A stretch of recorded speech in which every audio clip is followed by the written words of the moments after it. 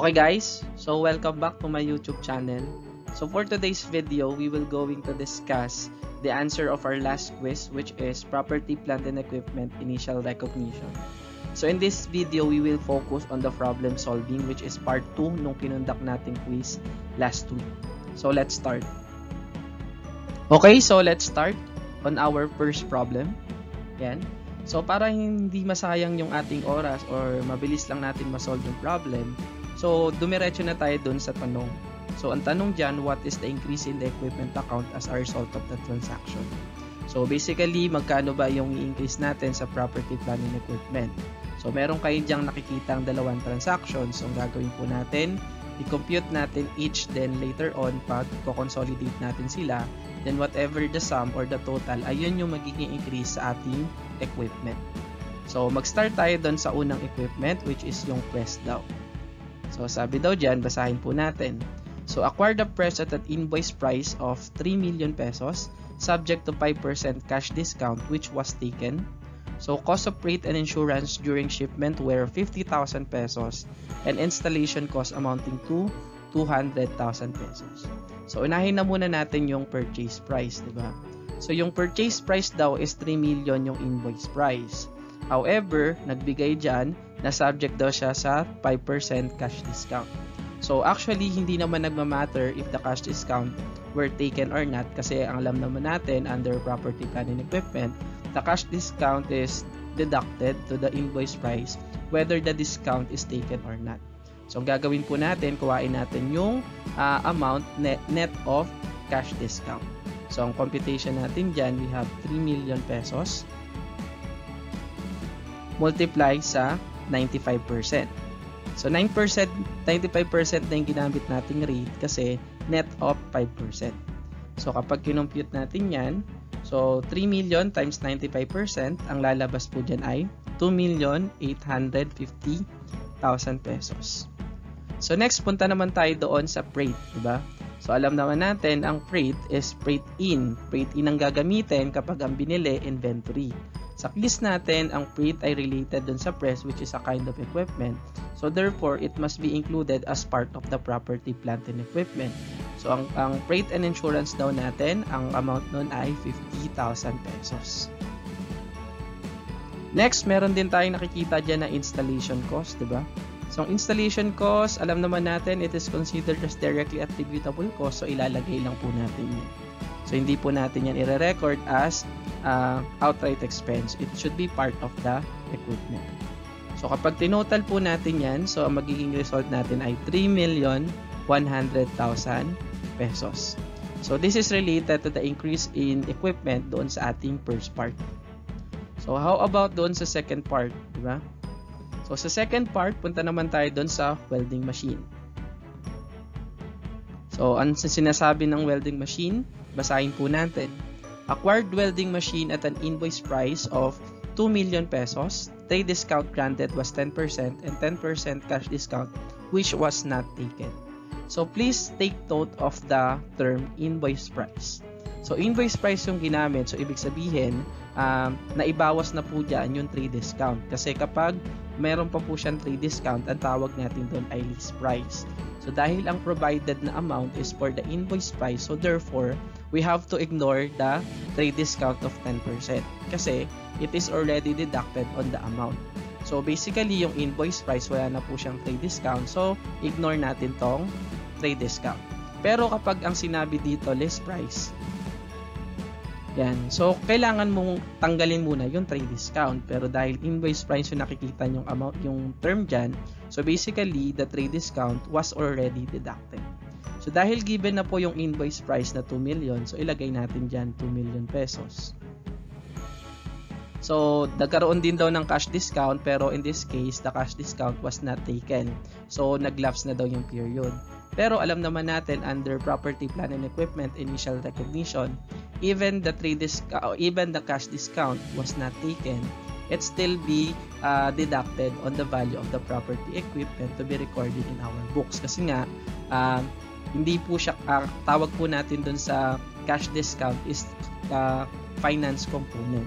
So, kung nagamit natin, edi good. Kung hindi nagamit, so yung amount na yon, iti-treat po natin siya as purchase discount loss or part ng ating interest expense. So, wala po yung kinalaman sa value ng property equipment na i-recognize natin sa ating libro. So, therefore, ililess lang po natin yung cash discount kahit hindi po siya na-avail. So, to get the net of cash discount, so dahil 10% ang cash discount natin, i-times na lang natin yun sa 90%. So, for the welding equipment, so ang value po natin yan ay, so 2 million multiplied by 90%. So, ang lalabas po dyan ay 1.8 million. So, meron na tayong value ng unang equipment at meron na rin tayong value ng second equipment. Since ang tinatanong po dito is yung total increase because of the two transactions, so kukuhain nyo lang po yung sum nila. So, pag kinuha natin yung sum, we have 3,100,000 na galing dun sa una, plus 1.8 na nanggaling sa pangalawa. So, therefore, the amount to be recorded as the increase in equipment for this specific transaction will be 4.9 million pesos. So, ang sagot po natin sa number 1 question is 4.9 million pesos. Okay, so let's proceed to our second problem. So, para hindi na ulit tayo mahirapan, so proceed na agad tayo doon sa ating questions. So, ang question dyan, we have to determine the cost of the land and the cost of the warehouse. So, basahin natin yung ating given kung ano yung pwede nating makuhang relevant data. So, at the beginning of the current year, Town Company purchased for 5.4 million pesos, including appraiser's fee of 50,000 pesos, a warehouse building and the land on which it is located. So, the following data were available. So, binigyan tayo dyan ng current appraised value ng land, ng warehouse, and we also have the seller's or original cost. So, in this problem, basically, ang concept nito is purchasing property, plant, and equipment by lump sum. Since isang beses lang tayo nagbayad, tapos dalawa yung ating property equipment na nakuha, which is the land and the warehouse building. Sa totoong buhay, normally, maliit dapat ang value ng purchase price compared dun sa appraised value. Kasi dapat makatipid tayo kasi binili natin siya ng lump sum para siyang wholesale price. So, medyo may defect yung mga amount na nakikita niyan. Pero, for the sake of discussion, let's assume na tama yung mga amount na nakikita natin. Again, so this is a purchase by lump sum. So, i-distribute lang natin yung purchase price doon sa ating dalawang property, plant, and equipment. So, based on our statement, ang purchase price daw natin is 5.4 million. Ang inclusion nun, meron po tayo dyan nakikita na appraiser fee, ang amount mo nun ay 50,000 pesos. So, actually, kung define yung appraiser's fee ay related doon sa land, so dapat i-less muna natin yung 50,000 doon sa 5.4 at i-distribute natin yan directly sa land. Then, whatever the difference, paghahatian po yan ni land and building based on pro rata ng kanilang appraised value, di ba? Kasi alam naman natin, mas reliable ang appraised value compared dun sa ating seller's original price. So, ngayon, dahil hindi define kung para saan yung 50,000 na appraiser's cost, so we can say na yung 50,000 ay para po yun sa land tsaka yung warehouse building. So, since the 50,000 is already included dun sa 5.4 million, so 50,000, hindi na natin siya i-deduct sa 5.4. So, ang i-distribute po ulit natin is yung total purchase price. Ang amount doon ay 5.4 million pesos. So, prorate lang natin. So, gagamitin po natin is yung appraised value. So, ang maghahati niyan, si land at si building or warehouse building, di ba? So, lagay natin warehouse. So, ang mas reliable na kuhanin natin yung appraised value. So, lalagay lang natin kay land, we have 2 million over the total, which is 5 million. Then, kay warehouse naman, lalagay natin 3 million over the total na 5 million. So, i-distribute natin yan based dun sa purchase price. Ang purchase price na nakikita nyo ay 5.4 million. So, lagay natin dito 5.4. Then, for the warehouse, 5.4 din. So, kuhain natin yung lalabas na result. So, for the land, 2 million divided by 5 million times 5.4 million, ang i-distribute natin kay land will be 2,160,000 pesos. So for warehouse naman, we have 3 million divided by 5 million times 5.4 million. So ang mapupunta naman sa kanya ay 3,240,000 pesos. So to get the total allocated price, just to make sure na tama yung ginawa nating allocation, so 2,160 which is yung inallocate natin sa land plus 3,240 na ilalocate naman natin sa warehouse. So ang amount niyan is 5.4 million which is equivalent doon sa nakikita niyo sa taas. So therefore, successful ang ating distribution.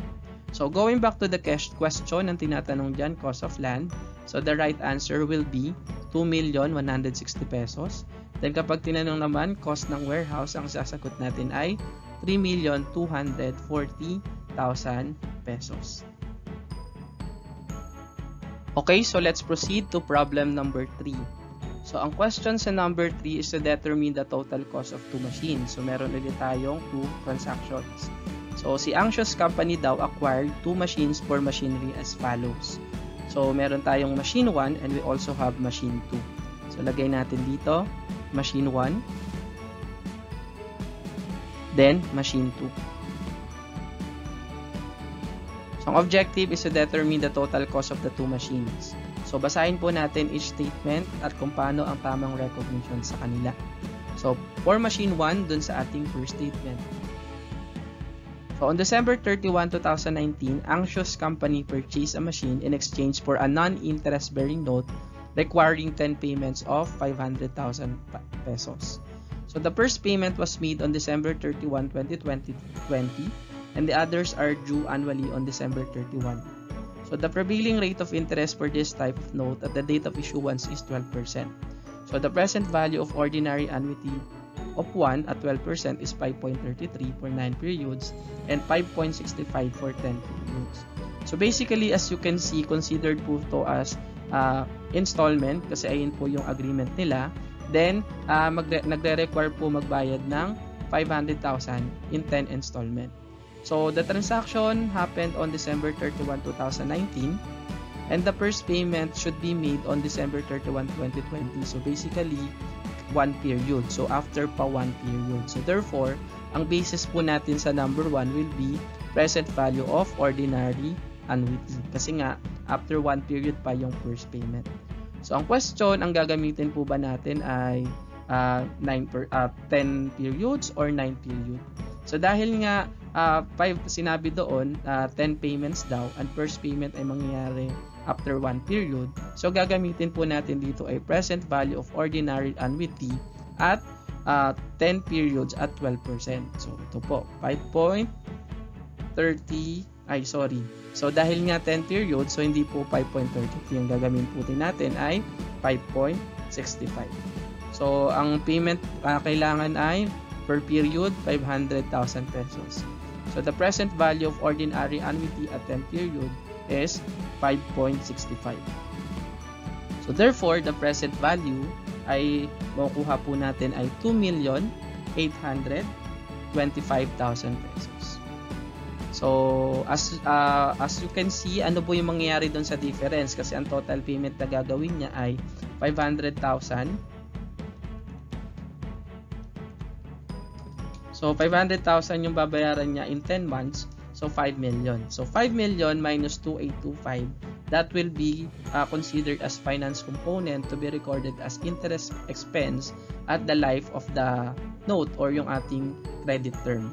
So dahil ang tinatanong lang naman is yung ile-record natin sa property, plant and equipment, so might as well dun lang muna tayo mag-focus, which is 2,825,000 for machine 1. So okay na tayo kay machine 1, so proceed tayo kay machine 2. Kay machine 2 naman, on the same date, which is December 31, 2019, Anxious Company acquired used machine by issuing a seller 2-year non-interest bearing note for 2 million pesos. So in recent borrowing, Anxious has paid 12% interest for this type of note. Then the present value of 1 at 12% for 2 years is 0.8 and the present value of ordinary annuity of 1 at 12% for 2 years is 1.69. So as I mentioned in my prior videos, crucial na malaman po natin yung term of payment before we can decide kung anong present value yung ating gagamitin. So in this case, wala pong sinabi kung installment siyang babayaran. So ang sinabi lang, meron siyang non-interest bearing note for 2 years. So basically, ang ating treatment nito is a single payment. So dahil single payment yan, ang gagamitin po natin is present value at single payment doon sa term na ginamit or yung sa ating period. So dahil it will be paid after 2 years, so basically, the present value to be used is the present value of 12% for 2 years, which is 0.80 kasi isang beses lang natin siya babayaran, which is at the end of 2 years. So balik tayo doon. So magkano ba yung amount? 3 million. So ang gagamitin mode natin ay present value of single payment, which is 80%. So 3 million times 80%. So magiging result niyan ay 2,400,000 pesos. So ayan po yung sagot sa machine number 2. So dahil ang ultimately na hinahanap is the total cost of the two machines, so i-add lang natin 2825 for the machine 1, tapos 24 for machine 2. So ang total na amount sa machine natin will be 5,225,000 pesos. So ito po ang sagot natin sa problem number 3. Okay, so proceed tayo sa problem number 4. So ang question sa problem number 4, what is the cost of the machine acquired in exchange in the books of seed company? So magpo-focus lang po tayo dito kay seed company. So basahin po natin yung statement. So in October of the current year, seed company exchanged an old packing machine which cost 1.2 million and was 50% depreciated. So for another used machine and paid cash difference of 160,000 pesos. So the fair value of the old packaging machine was determined to be 700,000 pesos. So ang goal natin is to determine the amount to be recorded dun sa ating libro. So considered po to as acquiring a property, plant, and equipment by change to another non-monetary asset. So following the hierarchy, alam naman natin, ang una nating basis ay fair market value of the asset given up, diba? So ano ba yung fair market value of the asset given up? So ang fair market value of the asset given up on seed company, which is the old packaging machine, is 700,000 pesos. So sa case natin, magbabayad daw tayo ng additional payment. So that additional payment must be added, diba? So 160,000 pesos plus cash payment. So therefore, the amount to be recorded sa ating libro is 700,000 plus 160. So ang total po nun ay 860,000 pesos. So wala kayong nakikita kung with commercial substance meant or wala, kasi as we mentioned on our prior discussion, if the problem is silent, ang ating consideration ay meron pong commercial substance yung transaction. So ang i-record po natin ay 860,000 pesos. Para lang matapos natin yung ating transaction, although nakuha na natin yung tamang sagot, so pwede natin yung i-journalize, diba? So kuhain muna natin yung book value. So 1.2 million yung ating acquisition cost ng packaging machine, packing machine na yan. Then kuhain lang natin yung accumulated depreciation dahil 50% depreciated siya, so 600,000 pesos. So ang ating book value ay 600,000 pesos. So i-recognize daw natin yung ating bagong machine, although it's used, pero ito yung magiging ating machine. So at 860,000 pesos. So i-record muna natin. So debit tayo ng machine new, di ba? Kasi ayun yung makukuha natin eh. So ang ilalagay natin doon ay 860,000 pesos. Then at the same time, ang kailangan po nating i-recognize yung ating accumulated depreciation, then credit ka ng accum debt. So ang amount doon ay 600,000 pesos. Then i-recognize din natin yung ating old packing machines, which is 1.2, so debit ka ng machine old. So ang amount nun ay 1.2 million. So As you can see, na-record na natin yung 860, na-record na natin yung accumulated, then yung machine na 1.2 million. That nagkaroon tayo ng additional na cash payment, so ilagay lang natin dyan is 160k. So cash. So dahil commercial substance yan, whatever yung nawawala, ayun po yung i-consider natin or loss or gain, whichever is applicable. So sa case natin, ang ating debit ay 860 plus 600,000. So ang total lang is 1,460,000 minus 1.2 million minus 160. So therefore, sobra yung debit, kulang yung credit. So magkakaroon po tayo ng gain. So ang gain po natin doon ay 100k. So yan po yung proposed journal entry sa related to this transaction. Kasi considered siya with commercial substance because the problem is silent. So i-record natin siya as 860, which is the new machine. Then credit accumulated depreciation 600,000. Then credit the acquisition cost of machine 1.2 million. Then credit cash 160,000 pesos. Then credit gain 100,000 pesos. Okay, so let's proceed to our next problem. So, ang question dito, at what amount should amiable record the truck receive in exchange? So, this is another transaction wherein a non-monetary asset is exchanged with another non-monetary asset. So, basahin natin yung statement kung may sinasabi ba siya about commercial substance or wala. So, bago tayo mag-assume kung ano yung dapat natin gawin. So, amiable company exchange truck with a carrying amount of 1.3 million and a fair value of 2 million for a truck and 200,000 cash. So, the cash flow from the new truck are not expected to be significantly different from the cash flow of the old truck. So, the fair value of the truck received was 1.8 million pesos. At what amount should amiable record the truck received in exchange? So, sinasabi dyan, the cash flow from the truck. So, please take note of this statement. The cash flow from the new truck are not expected to be significantly different. So, therefore, impliedly, sinasabi niya yung transaction without commercial substance. So, dahil without commercial substance yan, so our basis should be the carrying value of the old truck. So, sa case natin, the carrying value of the old truck will be, so magkano yun? Ang carrying value of the old truck is 1.3 million. So, carrying value, so ibig sabihin, nabawas na po dyan yung accumulated depreciation. So, ilagay natin. So, ano ba yung nangyari? Nagkaroon ba tayo ng cash receive or cash payment? Sinabi sa statement, ang give up lang ni amiable is 1.3 thousand pesos.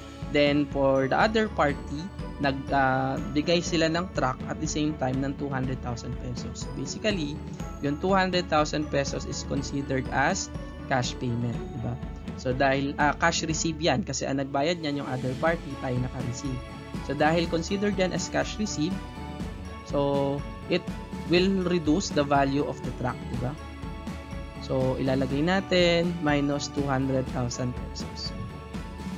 So, therefore, dahil without commercial substance yung transaction, ang i-record natin as part of the, i-record natin as truck will be 1,100,000 pesos. So, to compute the illustration, although nakuha na natin yung tamang sagot, which is 1.1, so i-record natin muna siya sa libro. So, let's say for example, yung 1.3, ayan na po yan, di ba? So, let's say for example, ang ating cost is 2 million. So, 700,000 na siya accumulated depreciation. Ano lang, for the sake of discussion lang. So, debit lang tayo ng truck. Yung truck natin, yung na-compute natin kanina, which is 1,100,000 pesos. Then, accumulated depreciation. So, inimbento lang natin. Kunyari, 2 million na acquisition cost. So, ang carrying value natin, 1.3. So, ilalagay natin dito ay 700,000 pesos. Kasi, 2 million minus 1.3. Then, credit tayo ng truck, diba? So, yung truck old natin, so, ilalagay natin yung acquisition cost, yung inimbento nating amount, we have 2 million. So, as you can see, meron tayong cash payment. So, debit tayo ng cash. Ay, cash received. So, meron tayo ditong 200,000 pesos. So, kapag kinompute nyo po yan, kung meron ba tayong i-recognize na gain or loss, so, 200,000 na cash, then 1.1 na truck, tapos 700. So, yung credit natin, truck 2 million pesos. So, basically, wala po tayong nakuha na gain or loss kasi nga yung transaction natin ay without commercial substance. So wala tayong i-recognize na gain, wala tayong i-recognize na loss. So going back to the question, ang i-record po natin as our new truck will be 1.1 million pesos, which is the carrying value of the old truck or the carrying value of the asset given up less the cash receipt or less cash receipts of 200,000 pesos. So the right amount is 1.1 million pesos. Okay, so let's proceed to the next question. So, punta na agad ulit tayo dun sa problem para mas madali nating makuha yung tamang sagot. So, ang tinatanong dito, what is the total cost of office equipment after the apportion of the factory overhead? So, basically, may kinalaman to sa self-constructed asset. So, instead na bumili sa labas, ang ginawa natin, nag-self-construct tayo sa sarili nating manufacturing firm. So, basically, yung ating nire-record before na direct materials, direct labor, so dahil related to sa ating equipment, so i-record po natin to as property planning equipment, not part of our inventory. So, hindi natin i-record yung work in process, yung raw materials inventory and finished goods kasi the final product will be used as a property planning equipment of the company. So, let's start. So, ang hinahanap lang po natin is yung sa office equipment, di ba? So, let's say for example, gawa tayo ng table natin, di ba? So, sa taas, meron tayo ditong product. Sa kabila, meron tayong equipment. So, ang gagawin nyo lang muna, i-distribute nyo lang muna yung ating mga prime costs such as direct materials and we have direct labor. So, for the product itself, for the production, so ang ating materials dyan is meron tayong 1 million. Sa equipment, meron tayong 600,000. And for the direct labor, ang nakaalat for materials is 1.5 million. And for the office equipment, ang nakaalat ay 500,000 pesos. So, ang ating dilemma dito is yung factory overhead amounting to 1,200,000 pesos. So, check natin kung paano yung i-distribute, diba? So, sabi daw dyan, factory overhead amounting to 1.2 million. Normal production of finished goods is 50,000 units. Due to the fabrication of the office equipment, finished goods produce total 40,000 pesos units only in the current year. So, the office equipment is to be charged with the overhead which would have been apportioned to the 10,000 units which were not produced. So basically, ipo-prorate lang po natin yan. So dahil 40,000 lang yung na-produce kasi tayo ay nag-produce ng office equipment, so ayun lang po yung i-deliver natin or i-allocate natin dun sa ating product. So meron tayo dyang 40,000 product, 10,000 para doon sa ating office equipment. So ito yung ating magiging basis. So kuhain lang natin yung total which is 50,000 pesos. Then total niyan 50,000 pesos. Then yung una, i-distribute natin to sa product. Then yung pangalawa, i-distribute natin doon sa equipment. So i-multiply lang natin yan doon sa i-distribute natin FOH which is 1.2 million, 1.2 million, diba? So computein po natin. So 40,000 divided by 50,000 multiplied to the factory overhead cost which is 1.2 million. So ang i-deliver po natin or i-allocate natin for the product will be 960,000 pesos. So lagay lang natin dito sa product 960. So dahil hindi naman yun yung hinahanap natin, so diretso na tayo sa equipment. So sa equipment daw 10,000 over 50,000, i-multiply natin dun sa factory overhead which is 1.2 million. So ang i-recognize naman po natin dito ay 240,000 pesos. So to know if tama ba yung naging distribution natin, so 240 plus 960 is equal to 1,200,000 which is equivalent to the factory overhead or the total FOH. So dahil kompleto na po yung ating DM, DL, and FOH, so pwede na po natin makuha yung cost ng ating equipment. So 600,000 plus 500,000 plus 240. So ang lalabas dyan is 1,340,000 pesos. So ito po yung ating sagot which is the total office equipment apportion, total cost after the apportion of the factory overhead. Remember, ang tinatanong po yung total cost. So ang sasagot po natin ay 1,340,000. Kung tinatanong lang yung apportioned factory overhead, sasagot nyo 240. Pero dahil ang tinatanong is yung total cost, nakita nyo sa taas, so ang sasagot po natin is 1,340,000 pesos. Okay, so for our last problem under our quiz last time, so it is related to the borrowing cost, diba? So hopefully nababasa nyo siya. So let's try to go dun sa ating questions.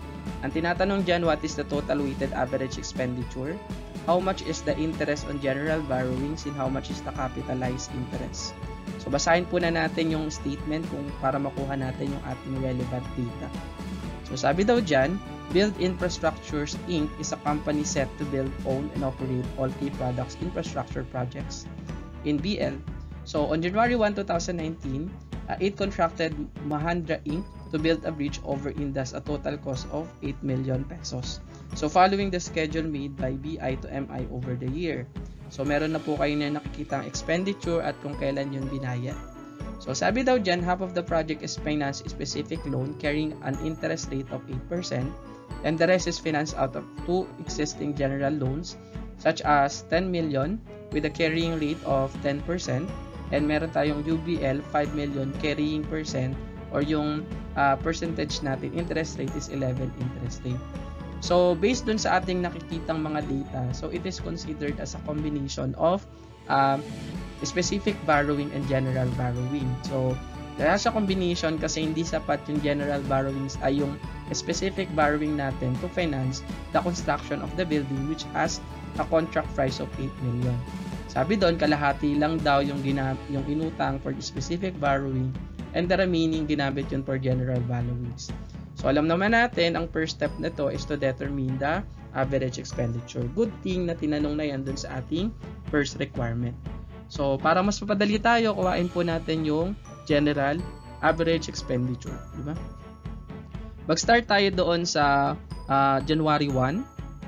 Then lagay na lang natin May 1. Then we have 731. So para hindi kayo mahirapan, so gawin mo na lang siyang 81. Then next we have 930. So para hindi kayo mahirapan, then yun na siya na kunyari October 1. So ilagay natin sa 1.1 we have 3 million. Then sa 5.1 we have 1.2 million. Sa 8.1 we have 2.4 million. Then last we have 1.4 million. So kuhain lang natin yung months use niyan, di ba? So yung una, dahil January 1 natin siya binayad, so ibig sabihin nagamit natin yung expenditure for the whole year. So gagawin nyo lang 12 over 12. So yung 5.1 naman, dahil nag-start siya ng May, so bilangan nyo lang May to December. May, June, July, August, September, October, November, December. So 8 months yon. So lagay natin dito 8 over 12. Next, nag-start yung next na expenditure is nangyari ng July 31. So ang bilang natin yan ay August 1 na para ma-simplify. So August, September, October, November, December. So we have 5 over 12. Then lastly, nung 930, so 10 1 na natin ilagay. So 1/4 times yung 10, 11, 12. So 3 over 12. So may fraction na tayo, makukuha na natin yung mga amount. So 3 million times 12 over 12. So lagay natin dyan 3 million. Next, 1.2 million times 8 over 12. So ang lalagay po natin dyan ay 800,000 pesos. Next, 2.4 million times 5 over 12. So ang lalagay natin dyan ay 1 million. Then lastly, 1.4 million times 3 over 12. So ang lalagay po natin dyan ay 350,000 pesos. So pag tinotal po natin yan, ang magiging total average expenditure natin will be 5,550,000 pesos. So ito na po yung isasagot natin doon sa first problem. Diba? So lalagay ko na lang dito 5,150,000 pesos. Next, ang tinatanong, how much is the total interest on general borrowing? So but before that, so tingnan muna natin yung kung magkano yung ating sa general borrowing. So diba? So before that, so computing muna natin yung specific borrowing para tuloy-tuloy lang yung ating discussion. So, sabi kasi doon, half of the contract price ay ginamitan ng specific borrowing. So, dahil ang kalahati ng 8 million ay 4 million, so, i-less na po natin dito yung 4 million. Kasi yung 4 million, related po yan sa specific borrowing. So, yung i-distribute na lang natin sa general borrowing will be 1,150,000 pesos. So, punta naman tayo dun sa general borrowing. So, sabi daw dyan, may 2 existing general borrowing such as yung saan ba yun? Yung isa nanggaling dun kay loan which is 10M. Lagay natin dito, 10M. So, ang interest rate nun ay 10%. So, magkano ang total nun? We have 1 million. So, yung next na general borrowing, we have 5 million. So, ang interest rate nun ay 11%. So, ang total na yan ay 550,000 pesos. Pain natin yung total. So, ang value nan is 1,550,000 pesos. So, dahil 1,550,000 pesos, so, ang tawag po natin dito ay interest on general borrowings. So, dahil ang tinatanong lang naman sa second problem is to determine the total interest on general borrowing, so therefore, ilalagay natin dito 1,550,000 pesos. Diba? So, ayan po yung sagot doon sa problem number 2. So, ngayon, ang third question is to determine the capitalized interest. So, pag sinabi natin capitalized interest, these are the interest costs to be recorded under property, plant, and equipment dun sa ating i-construct na asset. So, as we discussed on our prior video, so alam naman natin, nanggagaling yung isa nanggagaling sa specific, nangyayari, yung iba nanggagaling sa general borrowing. So, specific, wala tayong medyong problema dyan. So, ilagay lang natin dito specific. Kasi, as is lang tayo. Kung magkano yung interest expense, so specific, recorded mo na yon as capitalized expense or capitalizable interest cost. So, sa case natin, dahil 4 million, yung ating inutang, tapos may rate daw yun na 8%, is straightforward mo lang, di ba? So, 4 million times 8%, so ang total cost nun ay 320,000 pesos. So, next natin is yung general borrowings, di ba? So, sa general borrowing, so meron tayong 2 options. So, we have to determine the interest on general borrowing, which is na-complete natin. So, ito yung letter A. So, yung letter B naman, which is yung kukuhain natin yung weighted interest rate multiplied to the average expenditure dedicated for general borrowing. So, para makuha natin yung average interest rate, so kukuhain natin yung interest on general borrowing, which is 1,550,000. Over, so the total general borrowings, which is 15 million pesos. So, ang lalabas po dyan na result, that will be the average interest rate. So, ang lalabas daw dyan ay 1,550,000 pesos. So, lalabas yan ay 10.33%. So, dahil 10.33% yung lalabas yan, i-multiply natin dun sa 1,150,000 pesos. 1,150 times 10.33. So, ang lalabas po doon is 118,795. So, ito yung sagot sa letter B, ito yung sagot sa letter A. So, ang gagawin po natin, whichever is lower. So, kasi hindi tayo pwede mag-recognize ng capitalizable interest more than the actual interest on general borrowing. Kaya kung sino yung pinakamababa, ayun yung gagamitin natin. So, kapag lumagpas siya sa general borrowing, so hanggang 1,550,000 pesos lang yung pwede nating i-record sa libro. So, dahil meron ang lower natin is ito. So, ito po yung gagamitin natin. So, lagay natin dito, 118,795. So, for specific, 320. For general, 118,795. So, kuhain lang po natin yung sum na yan. So, ang lalabas po doon na result ay 320,000 plus 118,795. So, ang result po nun ay 438,795.